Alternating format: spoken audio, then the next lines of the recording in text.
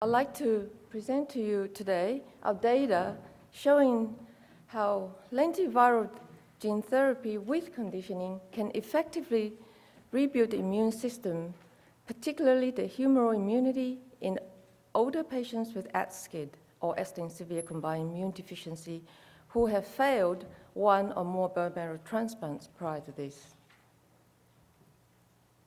So, S-linked severe combined immune deficiency, or SCID, is due to mutations in the IL-2RG gene, which causes profound immune deficiency. And therefore, patients present with life-threatening infections at diagnosis, generally in infancy, and therefore they require an urgent bone marrow transplant to try and restore immunity. The best outcome is if they can get a transplant from a matched sibling. But most of these patients do not have a matched sibling donor. And so many of these patients end up getting a half-matched transplant from a parent without conditioning. And in these patients, they engraft the normal T cells, but without restoration of the B cell or NK cell function. So these patients are alive, but they suffer the long-term consequences of this partial immune reconstitution. And the problems that they continue to face include a lifelong immunoglobulin supplementation. Many of them have recurrent and chronic infections.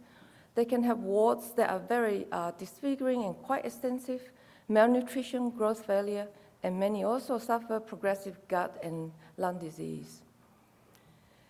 Gene therapy as an alternative modality to treat the bone marrow transplant uses an engineered virus vectors to insert a normal IL-2RG gene into the patient's stem cells, and these are the cells that produces the blood cells. The previous studies using the mouse retroviral gene therapy without conditioning to treat infants with SCID were able to manage to restore the T cells, but also without correction of the B or NK cells. However, when this gene therapy approach was tried in the older patients, it failed to even restore the T cell function. So this raises the potential concern that these older patients have a difficulty in engrafting, have a barrier to engraftment of the gene-modified corrected cells.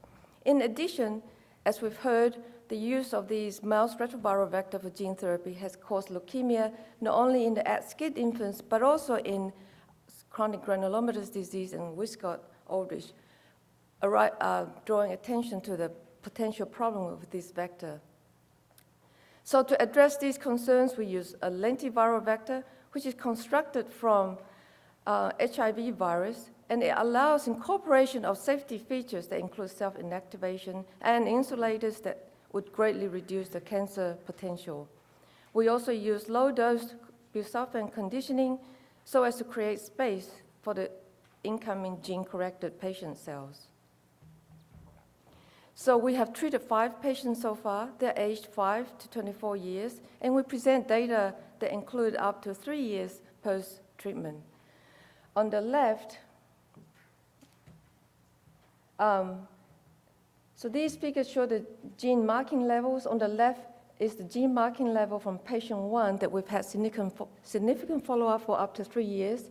And what you can see here is that there's significant levels of gene marking in multiple immune cell lineages, and in patient 1 that continues to improve even out at 3 years.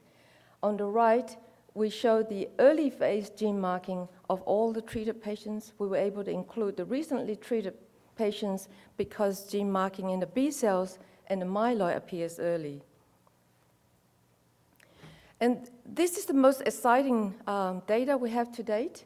We show that not only do we get gene marking in the B cells, we actually get restoration of the humoral immunity. And here we show robust production of both IgG and IgM. The first 2 graphs are the levels from patient 1 and 2. And you can see in patient 1, who was receiving weekly IgG supplementation, is now achieving normal range of IgG levels despite being off any IVIG supplement, as indicated by the arrows, for over 2 years. You would also note from the graphs that the IgM increase precedes the IgG increase. So we've used this increase in IgM kind of as a marker for B-cell correction. So the last graph on the right, we are able to show you IgM levels from all of our treated patients, and you can see the gray bar indicates the normal range of IgM, how these patients have shown production of significant IgM even early post-treatment. So in both patient 1 and 2, not only do they produce IgG, they in fact also show vaccine-induced immune responses. Patient 1 and 2 also cleared their chronic norovirus infections that they have had for many years prior to gene therapy. So here are some figures showing some of the clinical benefits that we see post-gene therapy. On the top is before and after shots of warts that you can see it improve following treatment, and the molluscum on the bottom. And then on the right is the graph showing the albumin levels in the blood of all our patients. And you can see they have now reached normal range. And this is an indication of improvement of nutrition. And we think also reflects their improved gut disease as well. So in patient 2, despite improved immune function, he unfortunately died of a right lung bleed at 2.25 years post-gene therapy. We show here the CT scan of this patient in June 2013, prior to gene therapy, where the thick white lines are indicative of permanent structural changes causing the bronchiectasis. And you can see the CT scan done 2 years later that these were not changed. So what this tells us is that gene therapy cannot correct pre-existing lung damage. And so, as Dr. Daly referred to it in the beginning with concerns about vector-inserted mutagenesis, this is our effort to monitor for adverse events by doing deep sequencing. And the pie charts represent the integrations that we've retrieved from our 2 patients out at 30 months and 24 months.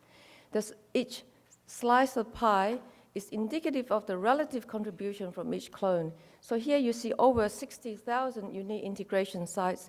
And what this shows is we have a huge diversity, and there is no emerging concern in single clone.